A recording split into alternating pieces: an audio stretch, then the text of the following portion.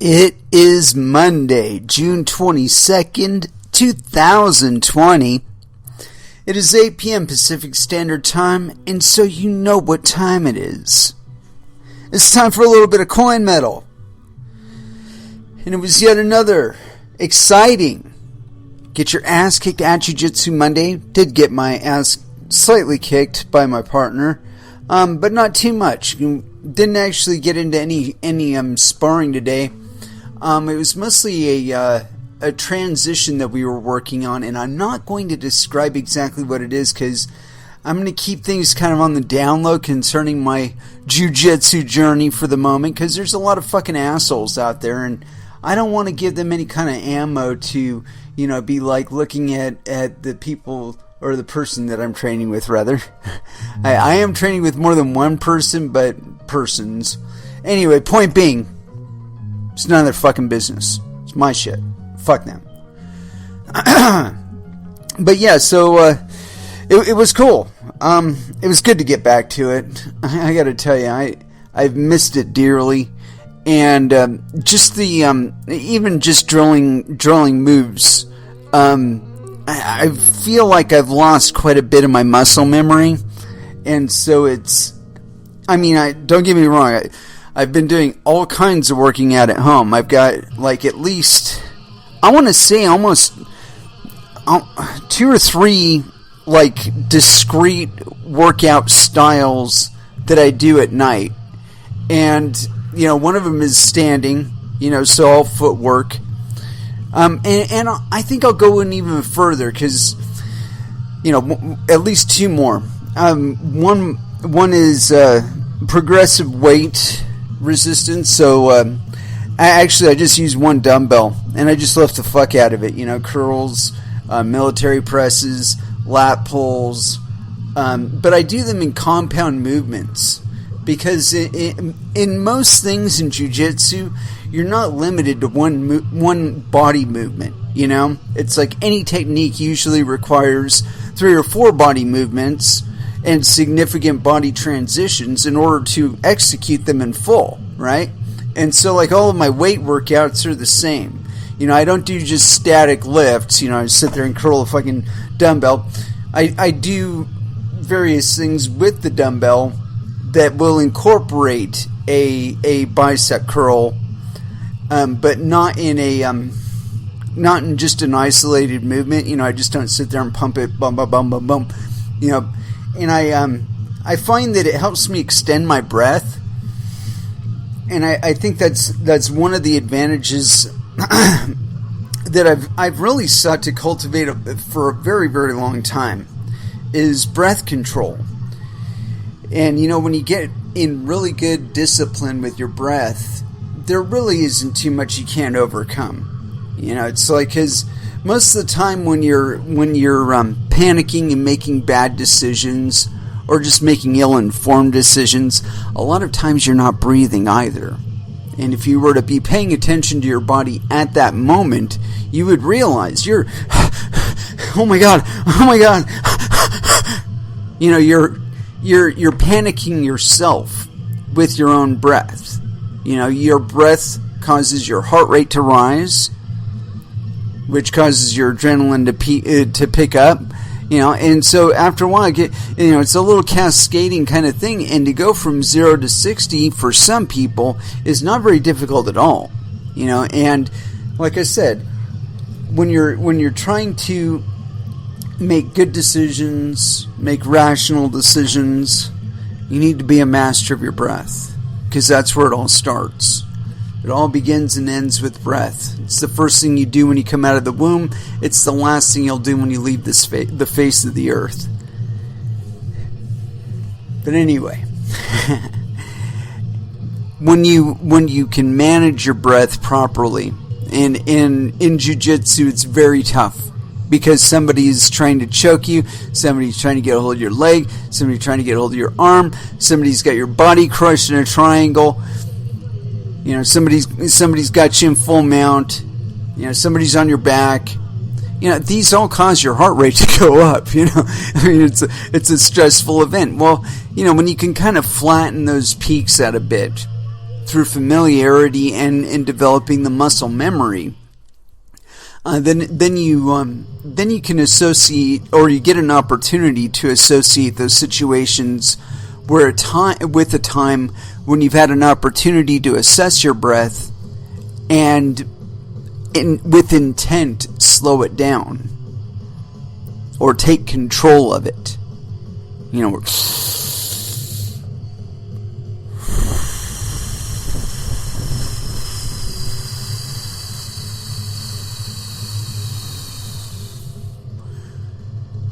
know, that's your control. And when you can get that kind of control over your breath, when you get in those situations, that's like one of the first things. It's like a big fucking checklist. It's like, okay, how's my breath? All right, my breath is cool. I'm not panicked. Okay, what do I do now? Next. And it kind of trips me up sometimes, but I'll tell you something. People talk about the mob effect, like when you're in a group of people where you feel their energy, and like after a while you can't like really control yourself. You're just going with the crowd, right? Well, the way to break it is to take control of your breath. And I've had this feeling several times, and it's usually in a really crowded bar. I can go right through a crowded bar. It's because I don't assess it as a crowd. I just assess it as things that I'm going to have to make little adjustments in my movement. And like when I'm walking at my clip, my pace. And you're either going to get out of my way, I'm going to get out of your way, or we're going to collide. And I don't really collide with people, though. That's the thing, is that I think because I'm measuring my breath when I'm going through the movement, I'm doing it as an intentional movement, that I'm not in tune with the breathing of the rest of the people around me. And so I can just like, they're going along at like 2.5 miles an hour, and I just hop through at 3.75. And it's because, like I said, I've assessed where the rhythm is and picked a higher beat for it. Anyway, let's go ahead and throw down with some music. I'm not going to be too in depth on my travels of my jiu-jitsu journey yet, and it's funny because we should really be on this bullshit with you should shut up or you should keep your mouth shut or whatever. You know what? I think the problem that we're in right now is because too many people keep their fucking mouth shut. You know, it's like there's a progression of events. First you see it, then you think about it, then you say something about it, then you do something about it. And a lot of people are just jumping from see and to do, you know, without really thinking about it and without talking to anybody else about it. You're just going and doing. And because of that, they're doing shit without any thought, and the things that they're doing are detrimental in the longer term. They're just not thinking about it. And they're not talking about it. And so, yeah, it's something got to get over. And there's really no excuse for it, because the fact of the matter is if somebody cut you off, or like, you know, you go to a store and some customer service agent is a fucking asshole. I mean, go on Yelp and you can communicate to others about it. It's not something that's just lost in the wind that you've got to eat up on, you know. Or if you see some sort of policy that you don't agree with, you know, like some police officer applying a special wrist lock or something to that effect that wasn't necessarily warranted, and you notice that it's not just one incident, you know, it's not just a one-off, it's like multiple times with this particular individual, you know, you might want to say something about it to somebody.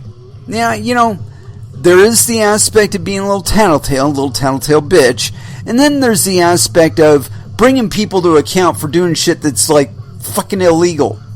And not just illegal, that's harming other people. And that's the key there, harming other people. That's when you gotta fucking say something. That's when you gotta do something. Anyway, let's go ahead and throw down with some music. And as far as our first dance, I haven't picked one out yet. So I'm kind of like up in the air about it. I know, and I think about this song a lot, because like this is how I feel like most of the time. I just got to tell you. So here it is, Body Count, Institutionalized 2014, First Dance, here on Coin Metal.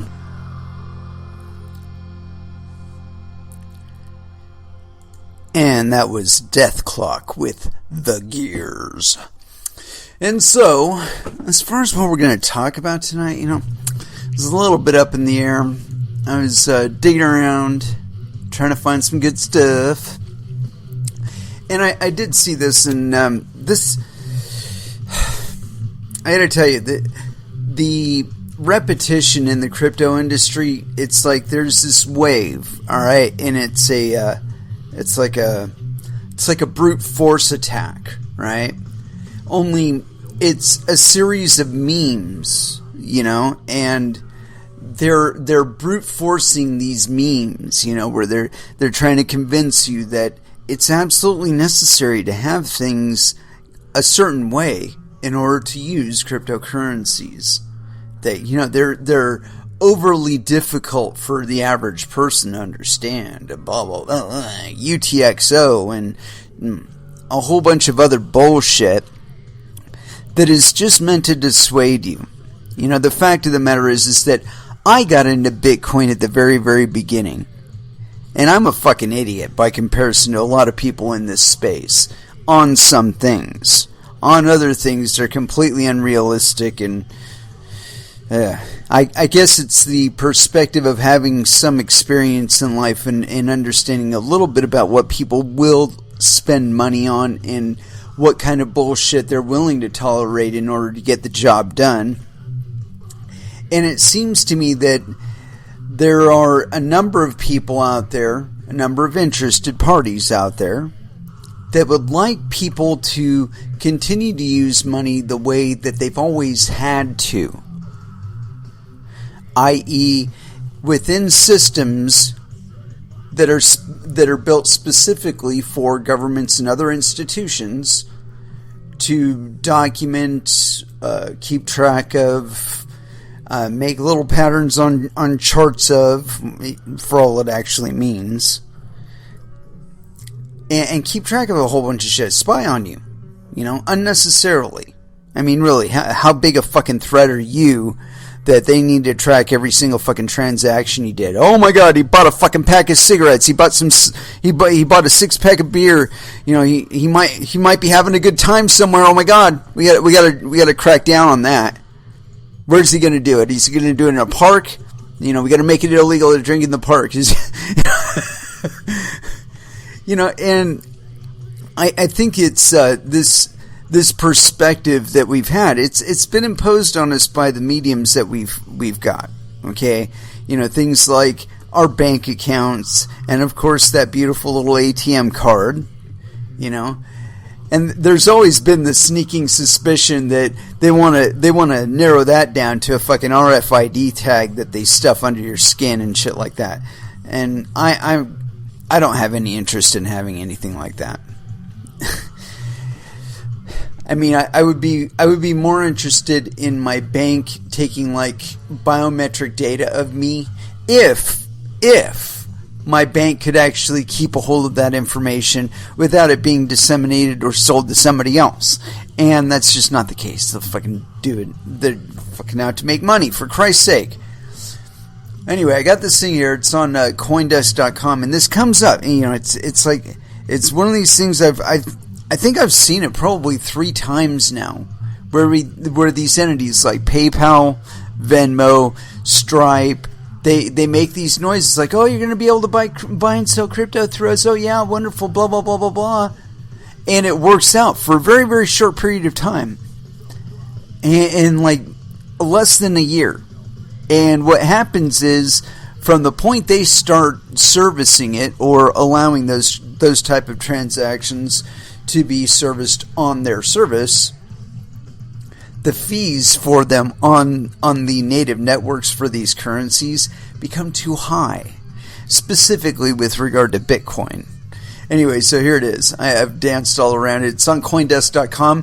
PayPal, Venmo to roll out crypto buying and selling sources. And this is, according to sources, anyway. And this is authored on June 22nd, 2020 at 1659 UTC. And it was authored by Ian Allison, so going by the picture and the name, yes, penis. Fintech giant PayPal plans to roll out direct sales of cryptocurrency to its 325 million users, according to 3 people familiar with the matter. Currently, PayPal can be used as an alternative means for withdrawing funds from exchanges such as Coinbase, but this would be a first in terms of offering direct sales of crypto. Quote, "My understanding is they're going to allow buys and sells of crypto directly from PayPal and Venmo," a well-placed industry source told CoinDesk. Quote, "They're going to have some sort of a built-in wallet functionality so you can store it there. It's unclear which or how many cryptocurrencies would be available." Oh, damn it, Jim. Fucking application jumped in front of it. The industry source said they expected PayPal, quote, would be working with multiple exchanges to source liquidity. A second source confirmed that PayPal is looking to offer buying and selling of crypto and said this service could be expected, quote, in the next 3 months, maybe sooner. PayPal declined to comment on the plans. The San Francisco-based crypto exchange Coinbase and Luxembourg-based Bitstamp were mentioned as likely contenders by the sources. Both Coinbase and Bitstamp declined to comment. It's worth noting that PayPal has a long-standing relationship with Coinbase going back as early as 2016. Actually, I think they made a run at crypto before 2016 too. In 2018, Coinbase made instant fiat withdrawals to PayPal available for U.S. customers. Last year, European Coinbase users could withdraw their PayPal accounts, followed by users in Canada. Meanwhile, fintech apps that offer crypto are making money. Square, the payments unicorn launched by Twitter CEO Jack Dorsey, rolled out Bitcoin purchases in its Cash App in mid-2018. Cash App reported $306 million in Bitcoin revenue in its most recent earnings report. London-based Revolut, which began offering crypto to users following a 2017 partnership with Bitstamp, raised $500 million in February, valuing the platform at $5.5 billion. Robinhood, the fintech app thought to be fueling the recent retail boom in equities day trading, first offered crypto in February of 2018. Crypto is increasingly seen as an obvious way to bolster user numbers on fintech apps and create new revenue streams. Indeed, PayPal CEO Dan Schulman has made it clear that his plan this year is to aggressively monetize Venmo, which has over 52 million accounts. Hiring push. Around the start of 2020, PayPal posted job openings to ramp up its new blockchain research group. PayPal posted 8 engineering positions, 4 in San Jose and 4 in Singapore. Following PayPal's short-lived dalliance with Facebook-led Libra project last year, the focus now is on expanding its own payments expertise, one of the sources added. In an interview with CoinDesk earlier this year, PayPal Chief Technology Officer Sri Srivanandra said the company wanted its own, quote, perspective and view on blockchain technology itself to see how it can help us contribute to the concept of creating an open digital payments platform that can serve everyone. Fuck yourself. Not everybody's going to want to use your shit, dude. Shivanandra said he was unable to comment on any of PayPal's specific plans. Quote, We are a strong believer in the potential of blockchain. The digitization of currency is only a matter of when, not if, Shriven and Andrew said. That already happened. It happened back in 2009. And it was the monetization of people's work that they have done with their computer. So these guys, they still don't understand. And again, they're going to run into the same fucking problem they run into every single fucking time. It doesn't matter how many miners there are. It doesn't matter how much hashing power there is. As long as the blocks are small, as in 1 megabyte or smaller, they're going to run into this problem where there's going to be too high a demand for the block space and people are going to be paying default fees. And that'll be according to RBF, meaning replaced by fees. So they're going to be bidding for that block space. And that's going to cause block space to become terribly expensive. Even if these guys are using payment channels, Lightning Network payment channels, so it's wonderful technology.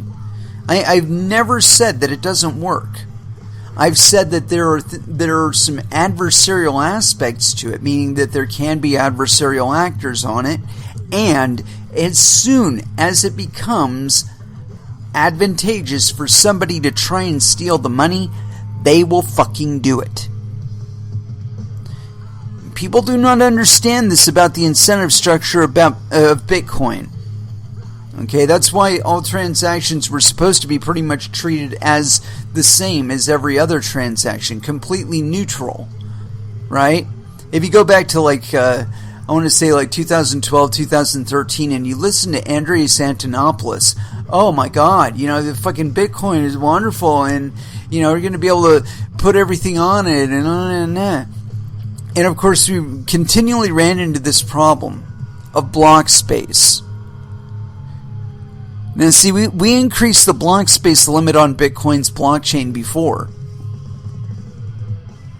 And if we hadn't, we really wouldn't have gotten anywhere. But it's really funny, if you go back and you listen to him, he's talking about getting 2 to 6,000 transactions per block. 2 to 6,000 that was the metrics back then. If you look at how many transactions it takes to fill up a block now, it's 900. So in fact, they have in fact cut down the number of transactions that can be fit into each block significantly. And so this is one of the things that came along with the change from counting block size limit to block weight.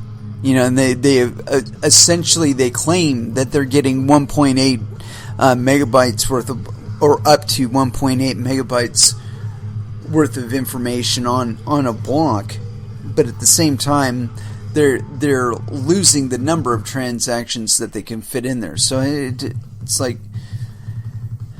it's basically like that dickhead. What was that guy? Cobra.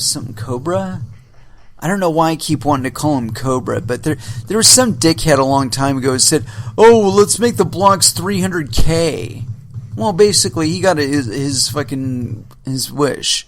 It's something ninja, maybe Shinobi dickhead. I don't know. Maybe it might be Shinobi dickhead. Anyway, 300K per block. Now that would be wonderful if you also reduced the block time by a third. But they didn't.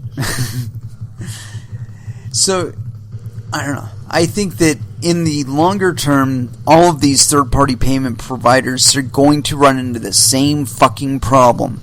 The block space is limited. The block space will get more expensive. The more you put into a payment channel, the more it's going to incentivize somebody to try and fucking steal it. And so these problems didn't go away. You can't code these fucking problems away. As long as you're depending on an open public blockchain, an open public network of miners, to be creating your blockchain and putting all the fucking transactions in the block and counting it in the blockchain. If you want that, you have to properly incentivize them to do it.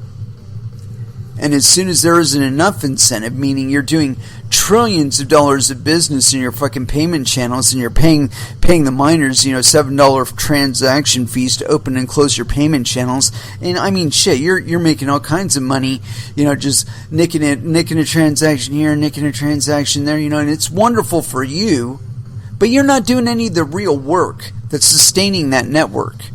I mean, maybe you've got a node, maybe you're using a third-party payment service provider like PayPal, but the danger didn't go away.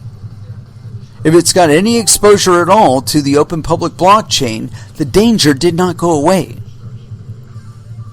The threat is still there, and it will express at one point or another. And these motherfuckers are going to lose confidence in it overnight. Listen to me now and quote me later. Anyway, let's go ahead and throw back down with some music. And as far as where to go, I don't know. Here we go. A little bit of old school Meshuggah, Greed, here on Coin Metal.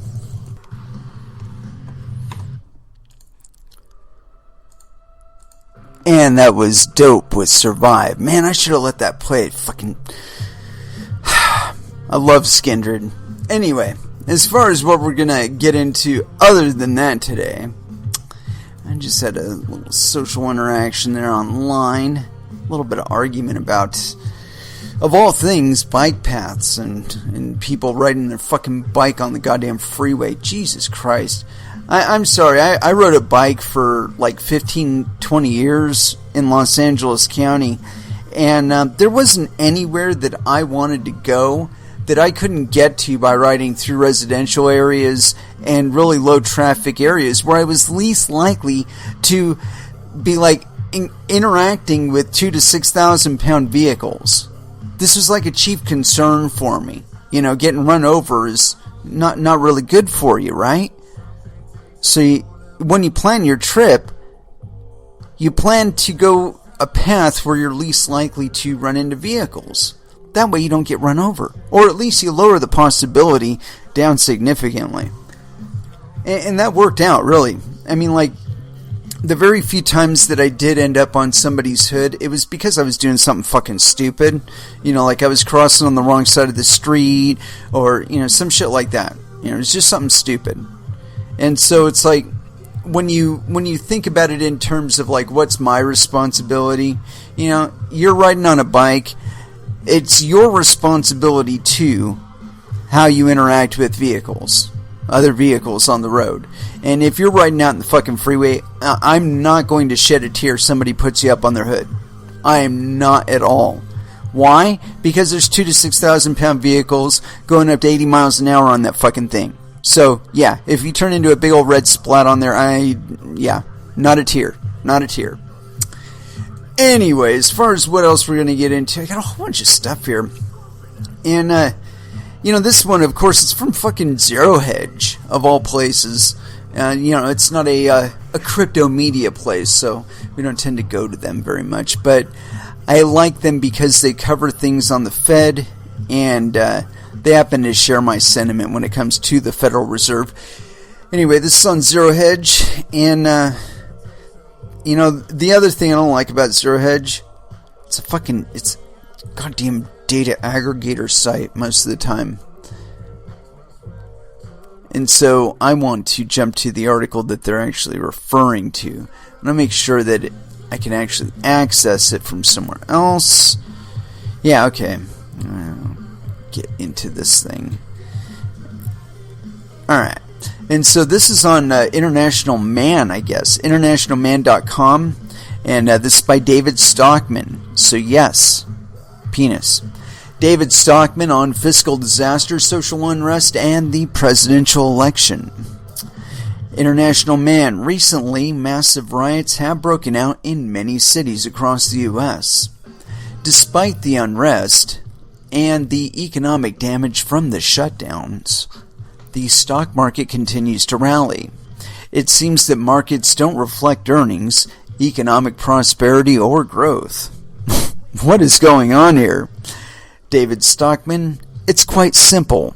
The Fed has unleashed the greatest torrent of liquidity ever, and it's finding its way into the relentless, massive bid for risk assets. Since the eve of the lockdown national disaster on March 11th, the Fed's balance sheet has erupted from $4.3 trillion to nearly $7.2 trillion. That's $32 billion per day, including weekends, Easter, and national riot days, or nationwide riot days. Worse still, at their June meeting, the Mad Money printers domiciled in the Eccles building promised to keep printing $120 billion per month to buy the U.S. Treasuries and other assets for an indefinite period. This should get us into a $10 trillion balance in less than 2 years' time. Probably in about 6 months' time on their current schedule. What this means, of course, is that the honest price discovery in the canyons of Wall Street is deader than a doornail. We now have a putative capitalist economy in which the most important prices in all of capitalism, the prices of financial assets, are pegged, rigged, and manipulated by the central banking agents of the state. The result, of course, is speculation and malinvestment on a biblical scale. As to the former, we are now being treated to the preposterous spectacle of an IBO, or initial bankruptcy offer, of the stock of bankrupt Hertz. Hertz stock is worthless. It's pinned under a pile of $20 billion of debt, senior debt securities, which are trading at 40 cents on the dollar, and a vastly overvalued fleet of vehicles. And they are overvalued. All this is in a world in which airline and business travel has been crushed by more than 80% from trends and won't be coming back anytime soon, so long as Dr. Fauci and the Virus Patrol are stalking the land.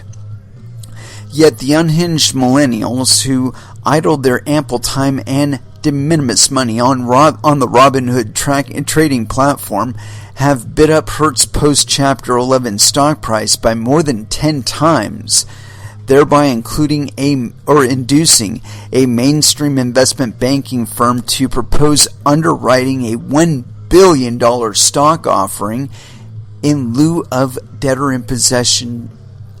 What? A DIP loan? Oh my God. Never before has it been this crazy.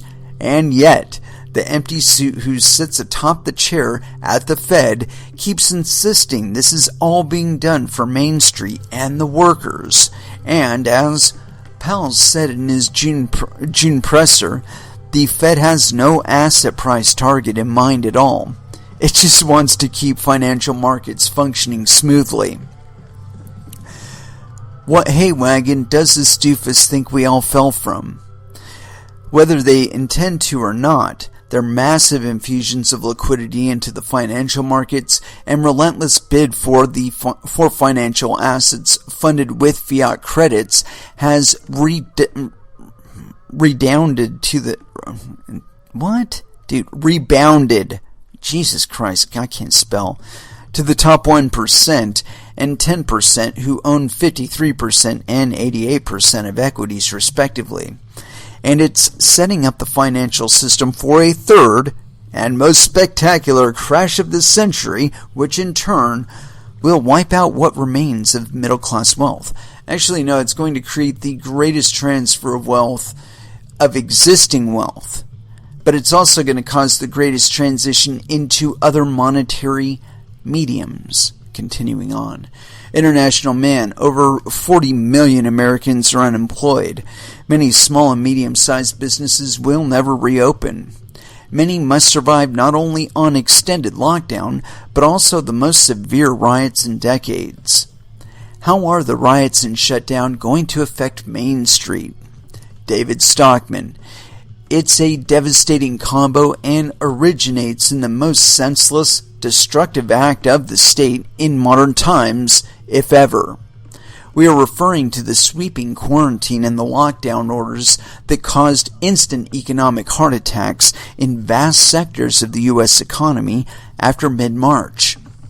There is no precedent in history for activity levels in huge industries like airline travel to plunge more than 95% virtually overnight, or that the restaurant sector, where open table reservations dropped by 80% versus prior year in a matter of days. Not surprisingly, there have been nearly 50 million unemployment claims, counting the new federal benefit, in just 11 weeks, a figure which amounts to nearly 32% of the 158 million employed Americans as of February 2020. Indeed, not even the bubble-blowing, crack-up boom antics of the Fed have ever created the kind of depressionary collapse now underway. Yet its propagators, Dr. Fauci and the virus patrol at the CDC, NIAID, WHO, and Big Pharma, and Bill Gates' camarilla of foundations, think tanks, NGOs, and vaccine lobbies have been peddling a big lie from day one.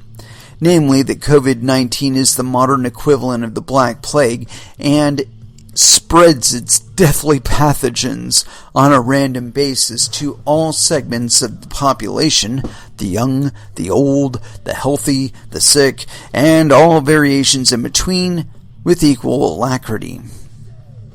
It's not even remotely true.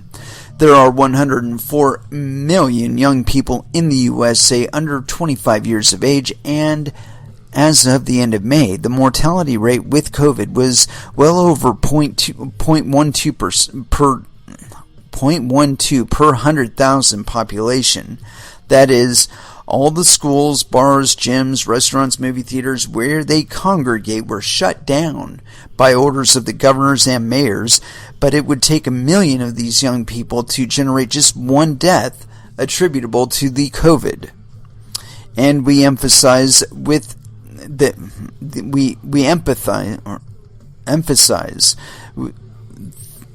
the with COVID part because the CDC changed its coding criteria at the beginning of the pandemic, and now they are coding as, quote, COVID deaths virtually anyone who dies in a hospital, even cases where someone arrives DOA at the emergency room after a traffic accident and tests positive for the coronavirus on a post-mortem basis. By contrast, there are 6.5 million Americans with an age of 85 or older or over, representing 2% of the population, but they accounted for 33% of the CDC reported deaths as of May 30th, and that represented a mortality rate of 450 per 100,000. So, the risk of death with COVID for what we call the great-grandparents nation is 3,750 times greater than for America's school-age nation. Yet the mass quarantine orders amount to a one-size-fits-all attack on everyday economic and social life, when the obvious thing to do was to keep the schools open and isolate, protect, support, and treat the grandparents and great-grandparents. In fact, if you take the entire population of 52 million persons, 65 years of age and older, they account for fully 81% of all COVID deaths, with upwards of 50% of these fatalities attributable to residents of nursing homes and other long-term care facilities. So it could be just as easily malpractice in that they don't know how to treat the specific symptoms and they just keep re-exposing the people until they die. Continuing, as a matter of reality, residents of the latter do not frequent bars, gyms, movie theaters, offices, bus stations, and factories, essential, non-essential, and otherwise. The general population never should have been quarantined. Fuck, I've been saying that since day one. Even among the core of what we call the parents and workers nation, the 83 million people between the ages of 35 and 54, the with COVID mortality rate was 7.0 per 100,000. That is, for this group, the risk of death from contracting the coronavirus is not much higher than what is incurred in the commuting to work and back day in and day out. In short, the whole lockdown nation fiasco was a mutant exercise in social engineering that will leave Main Street battered and bruised for years to come, long after the coronavirus completes its infection cycle and succumbs to the summertime sun in most parts of the nation. And that gets us to the George Floyd uprising, which was overwhelmingly comprised of under 35-somethings breaking out of the house arrest and mad as hell about how their now dramatically reduced prospects in life, which weren't all that compelling in the first place. Just consider that the overwhelming share of leisure and hospitality industry workers are in the under 35 age cohort. Yet, the 17 million jobs reported by the BLS in this sector as of February had plunged to hardly 8 million by the end of April. Even worse, average hours declined too. So, what we had at the end of April was an industry which had shrunk back to October 1979 levels in terms of labor hours actually deployed and paychecks issued. So the authorities sowed the wind and reaped the whirlwind, but on such a gigantic scale as to make the future fraught like never before. There are 80 million persons aged 16 to 34 in the U.S., and during the long hot summer ahead, an overwhelming share of them will be unemployed. It doesn't take too much imagination to see that the current so-called social justice uprising is just developing an explosive head of steam. International man, during the COVID lockdown, Trump and Democratic governors were at odds. We saw a similar dynamic occur with the recent riots. How do you see this impacting the presidential election? David Stockman. It will just exacerbate the red-blue divide like never before. Trump will posture as the nation's super sheriff and the Dems as the champions of a cavalcade of victims, some real, though mostly politically invented, who deserve help from the heavy hand of the state, as if you fucking need it, really. We're on the verge of fucking decoupling from the global economy via cryptocurrencies such as Bitcoin, and you need the heavy hand of the government to help you along. Give me a fucking break. Continuing.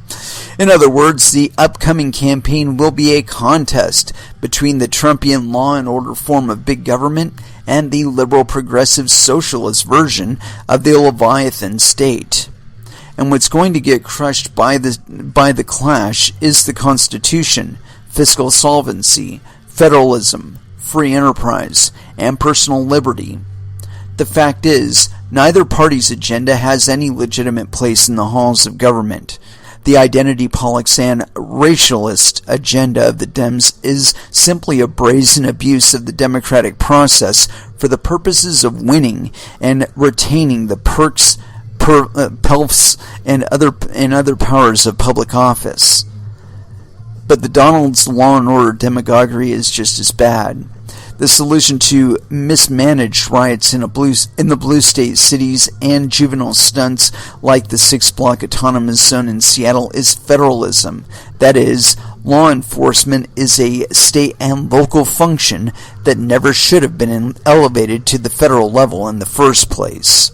We should get rid of the FBI, DEA, ATF, and the rest of the law enforcement alphabet of bureaucratic fiefdoms by repealing the war on drugs and the rest of the nanny state statutes. Goddamn right! There is no reason whatsoever that legitimate law enforcement, protection of the lives and property of the citizenry, cannot be handled by the 17,000 law enforcement agencies operative at the state and local level. And if they are not doing their job well, That is the purpose of elections, to remedy, not some bully boy tweeting from the Oval Office. And if elections chronically fail in their purpose fail in their purpose in certain deep blue state jurisdictions, there is a solution to that too, which does not require sending in the feds from Washington. To wit, people and businesses will vote with their feet, and eventually, even the likes of Governor Cuomo and Bill de Blasio will get the message. Editor's note: economically, politically, and socially, the United States seems to be heading down a path that's not only inconsistent with the founding principles of this country, but accelerating quickly toward boundless decay. That is precisely why the New York Times bestseller blah blah blah, Doug Casey, just released this urgent new video that outlines what comes next and what you need to do to be ready. Watch it now, and we're not gonna. Yeah, this is that's kind of scary perspective.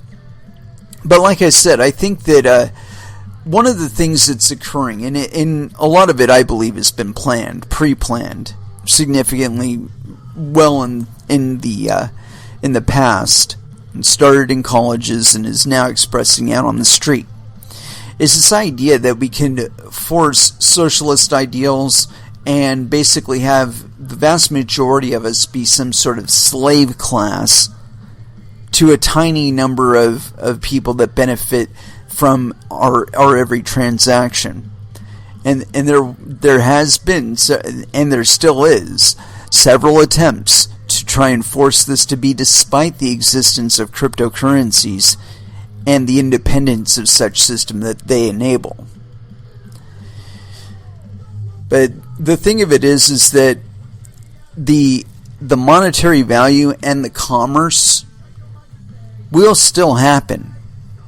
You know, these death visions that people are talking about here, I believe that they are mere aberrations.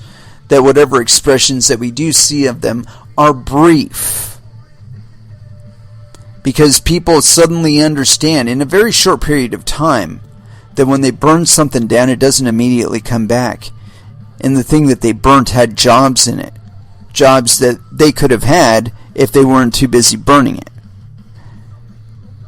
And this realization doesn't take long to come to. It takes for you to go to sleep, sober up, and wake up, and then walk by that Dunkin' Donuts that you went to like 30 or 40 times on the way home from work, for you to realize that, hey, you know what? Somebody was running that. Somebody was paying people to work there.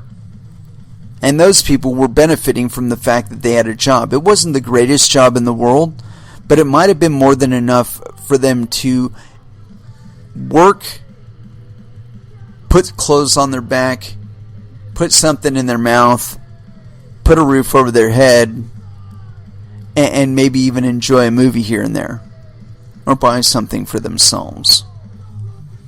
And that's not going to happen anymore. But I want to say something on this point, and this is another thing that Mr. Stockman misses out on, is that he doesn't enunciate the fact that we didn't just get here. You know, this wasn't some big fucking switch on somebody's dashboard that they just said, you know what, I think that, I'm just going to flip the switch here and just shut off the biggest economy on the fucking planet. That's not what happened. It's not what happened at all.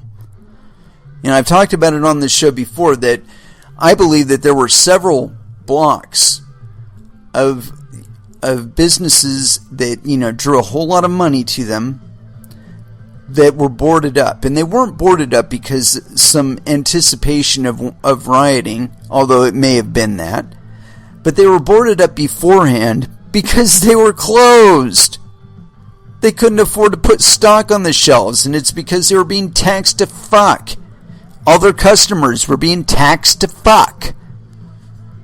Property taxes, income taxes, sales taxes, internet taxes, gas taxes.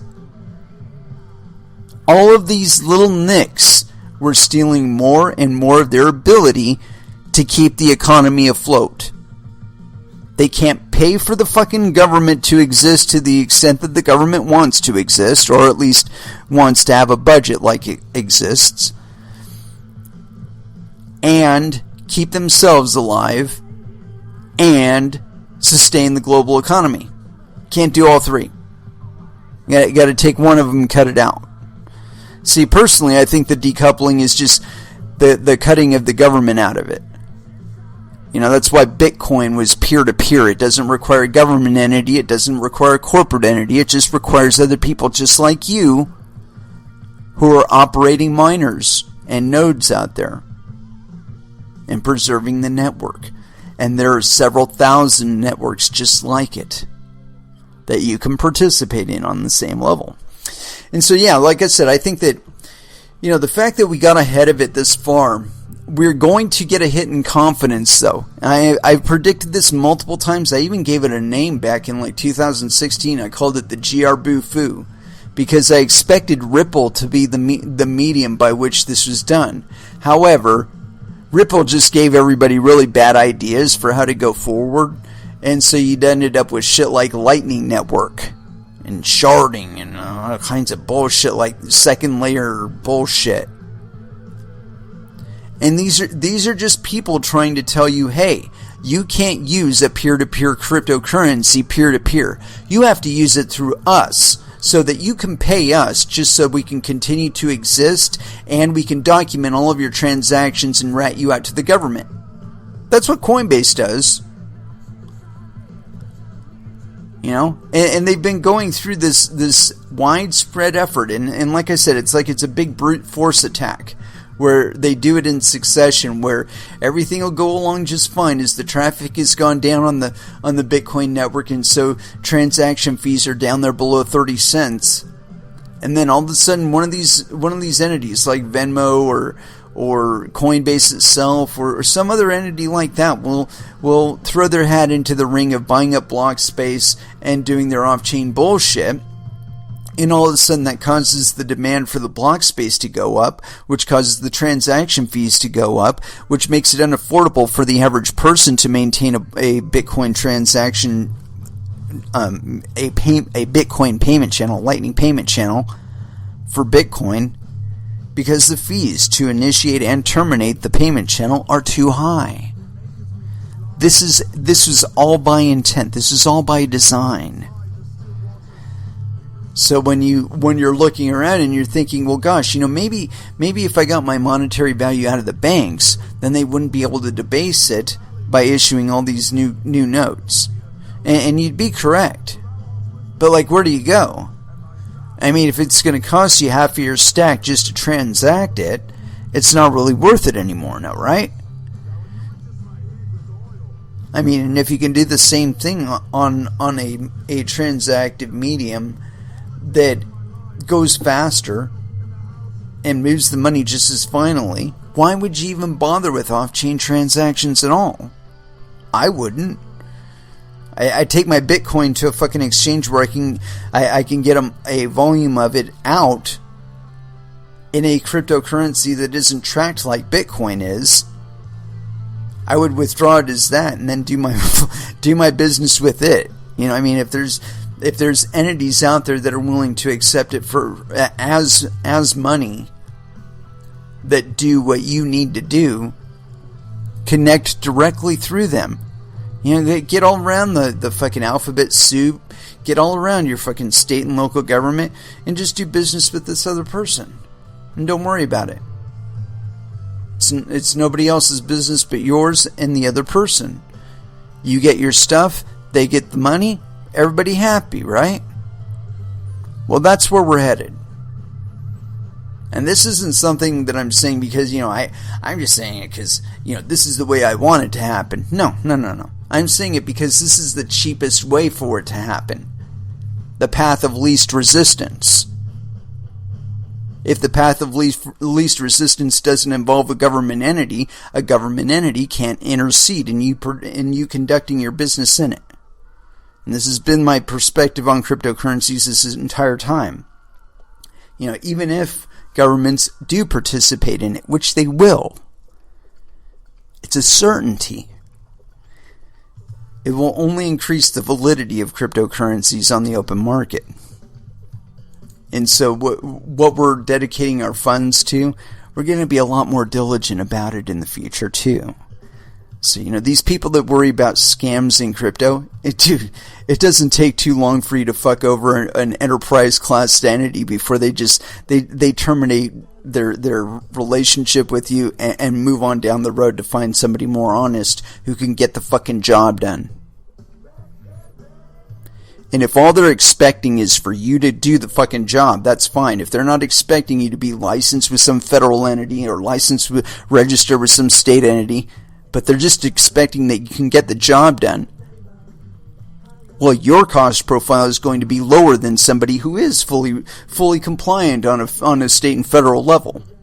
And so eventually, you're going to be getting the business that they would have been getting, and they're going to go broke being registered and being fully compliant, and you are going to get rich doing all the work that they're not getting. That's the way it's going to work. It's path of least resistance. It's how business works. And the more people you can cut out in between, the better. And I believe that the vast majority of people are going to figure this out about cryptocurrencies. It's not like it's a big secret. I mean, you read the fucking Bitcoin white paper and you understand it really fucking quick. I could buy something directly from me to somebody else in Japan right now. And if they can get it shipped to me, I can get them the money. Anyway, let's go and throw back down some music. And so as far as where to go, I'm feeling some fucking crowbar right now. Conquering. Here on Coin Metal.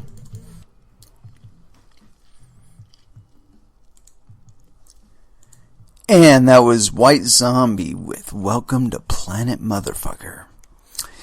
And so, our next one, I got this article here, and I believe this myself to some extent. But I believe it because there's been kind of a culture in cryptocurrencies, or at least through social media outlets, that has been kind of encouraging a bit of ignorance when it comes to exactly what we're doing here. And so yeah, I got this article here. It's by Jose Rodriguez. Nassim Taleb says most Bitcoin supporters are idiots. He's damn right. And this is on ihodl.com. The popular U.S. economist and trader, author of the book The Black Swan Theory, has said that the vast majority of Bitcoin maximalists are, quote, total idiots. He has said on Twitter, quote, Bitcoin is a good idea, but almost all Bitcoiners are total idiots, can't get nuances beyond fortune cookies. Taleb has addressed his criticism to Bitcoin maximalist Giacomo Zucco, who has said Taleb has gained popularity for the ideas of, quote, anti-fragile localism and, quote, skin-in-the-game requirements, but supposedly justifies global central planning by bureaucrats and politicians with no skin in the game as best risk management. Twitter users suggest Taleb has got a wrong idea about Bitcoin supporters because of its Twitter representatives, when in fact most of them may not use social networks at all. Taleb has recently said that he decided to close his account at Coinbase after having a bad experience with the platform's customer service. That's not hard to imagine. Their fees are fucking outrageous there. But yeah, I was thinking that this is going to be based on something like concrete, basically indicating that they were idiots because of something specific. But he doesn't.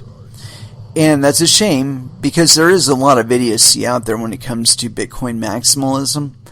The whole idea of Bitcoin is to separate ourselves from all the little underpinnings that retain us and our monetary value within systems that don't serve us. And so when, the whole idea that you can take that energy and put it specifically and solely with Bitcoin is completely ludicrous, because all you're doing is exchanging a number of masters for one master. Instead of a whole bunch of fiat currencies, you have Bitcoin. Instead, what you can do is go to altcoins, which there are thousands of, and so you're not even held within the limitations of Bitcoin anymore.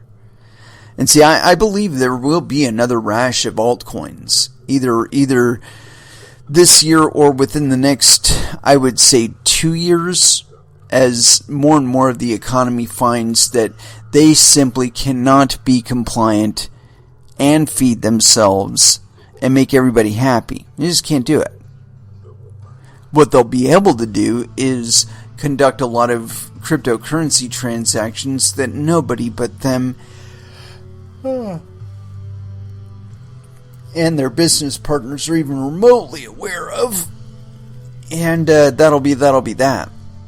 They'll simply divest. The vast majority of the economy will simply divest from the U.S. dollar-based economy, and that'll be that.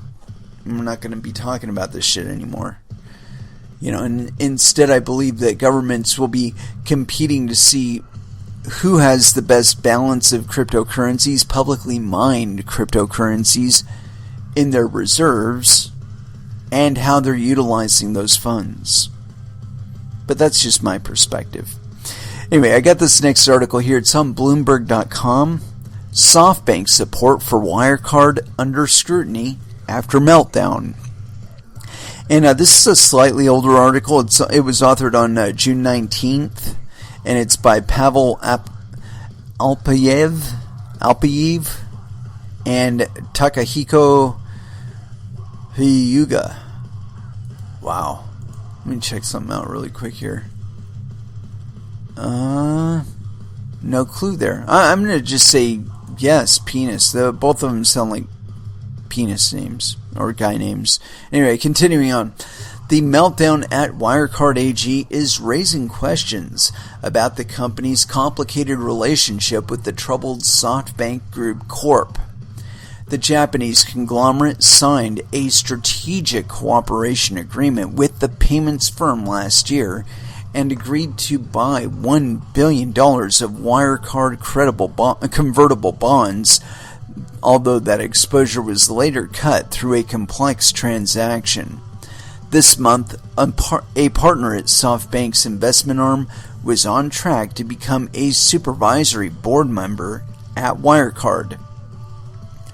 Then on Thursday, Wirecard revealed that auditors had been unable to find about 1.9 billion euros, about $2.1 billion in cash that was supposed to be held in Asian banks.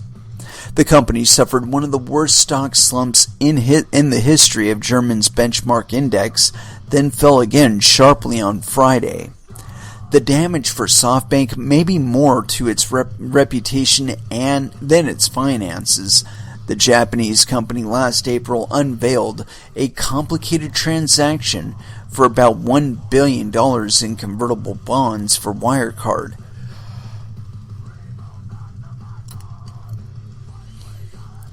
Let's see, where was it? The company suffered one stock lumps. That ostensible support sent Wirecard stock surging, damaging short sellers. Wirecard suspends executive after $2.1 billion goes missing. In the end, though, SoftBank never put in money itself. Instead, SoftBank employees and the sovereign wealth fund Mubadala financed the deal and then sold their interests through structured notes. These notes plunged 73% on Thursday to about 19.9 euro cents and have dropped a further 11.7 euro cents on Friday. Holy shit. Quote, everything about the deal is not what you could call textbook corporate governance, said Justin Tang, head of Asian research at United First Partners in Singapore. Quote, this is the last thing Sun needs now as he deals with the fallout from Vision Fund losses. Kenichi Yuasa, a spokesperson at SoftBank, declined to comment. SoftBank, led by Masayoshi Son, reported a record operating loss in May, triggered by the write-down of portfolio companies at its Vision Fund investment arm. The company does not have direct financial exposure to Wirecard, according to a person familiar with the matter who asked not to be identified discussing confidential agreements. It's not clear yet what Wirecard's meltdown means for its alliance with SoftBank.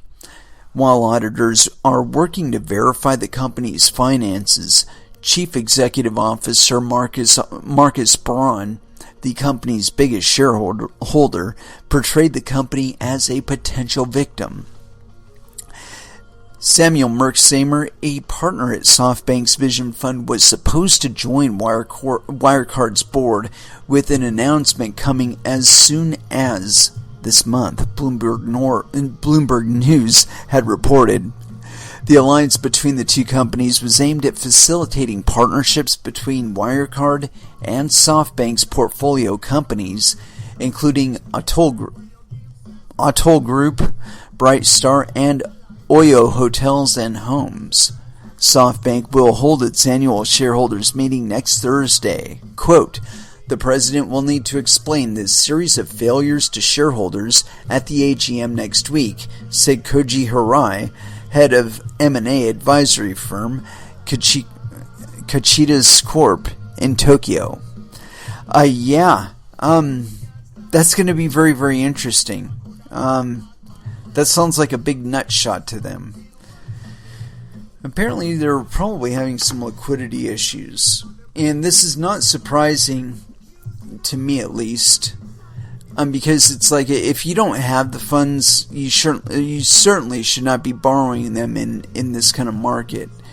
Because unless you're invested in things that are going to have a fucking return, something like eggs or milk or something, essentials, you're going to be looking at a lot of downturn.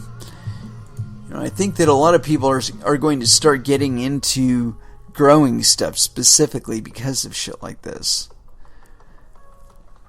Let's see here. I do have more on that, although I don't know if I want to go with that one. Why not? Get a different perspective maybe. And this one's actually on news.bitcoin.com, and it's by Jeffrey Gogo. So yes, penis. And this one was authored 4 days ago, so let's go for it. Crypto card issuer Wirecard missing $2.1 billion in cash. Company shares plunge 62%. About 1.9 billion euros, $2.13 billion worth of cash is missing from one of Wirecard's trust accounts, and the crypto debit card provider cannot as of yet account for the money, the company reported on Thursday. In a statement, which, you know what, why don't we just go for the statement, because usually those are the cleanest perspectives, even though they lie a lot. Gotta try and make themselves look better. Oh, come on, don't give me that shit. There we go. Refuse to load there for a moment. Just get out of that. Alright. So this, Wirecard AG, date for publication of annual and consolidated financial statements 2019 delayed due to indications of presentation of spurious balance confirmations. Holy shit. That's a bit more, that has a bit more of an emergency tone than the last article that we read about this. Let's go for it. Wirecard AG, date for publication of annual consolidated financial statements 2019 delayed due to indications of presentation of spurious balance confirmations. June 18th, 2020, 10:43 CET/CEST. Disclosure of an inside information account to Article 17 MAR of the regulation in the EU, number 596/2014, transmitted by DGAP, a service of EQS Group AG. The issuer is solely responsible for the content of this announcement. due for publication of annual and consolidated financial statements 2019 delayed due to indications of presentation of spurious balance confirmations. Wirecard AG's auditor, Ernst & Young, GmbH, Wirtschaft, whatever, it's fucking German, Munich, informed Wirecard AG that no sufficient audit evidence could be obtained so far of cash balances on trust accounts to be consolidated in the consolidated financial statements in the amount of euros of 1.9 billion, approximately a quarter of the consolidated balance sheet total. So they're missing a full quarter of their liquid balance. Lovely. There are indications that spurious balance confirmations had been provided from the side of the trustee, respectively to the trustee's account holding banks, to the auditor in order to deceive the auditor and create a wrong perception of the existence of such cash balances or the holding of the accounts for to the benefit of Wirecard Group companies. The Wirecard Management Board is working intensively together with the auditor towards a clarification of the situation. In light of the above audit of the annual and the consolidated financial statements 2019 will not be concluded as planned by June 18, 2020. A new date will be announced.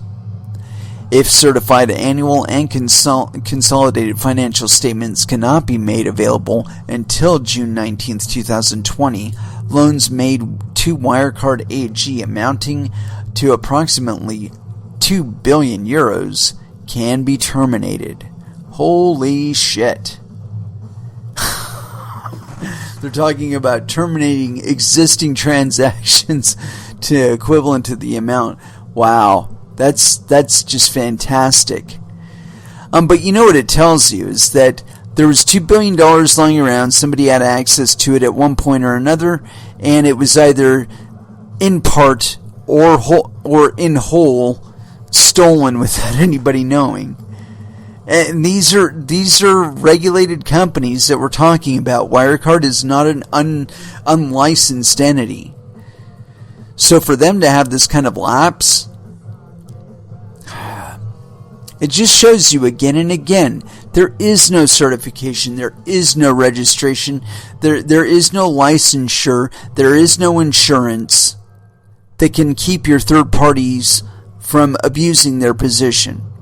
They will fractional reserve, they will take your money and spend it on other shit and put IOUs in the bank, whatever. There is nothing to guarantee it. Once it's out of your hands, it's out of your hands. Period. Something to remember. And it is with that I'd like to bring this to a close. Thank you very much for listening. I certainly do appreciate the support. We will be back again on Wednesday at 8 p.m. Pacific Standard Time, and so until then, I want y'all to trade safe, do your homework, and watch out for your own bunghole, because nobody else is going to do it for you. And so as far as our last dance is concerned, I hadn't picked anything out, but I think we might have just enough time for one of my favorite songs, and this is like a new favorite for me, and like I'm gonna get these guys' latest album because I really like this one a lot. And so here it is, Vola, The Same War, Last Dance, here on Coin Metal. Thank you again for listening, and y'all have an excellent evening. Good night.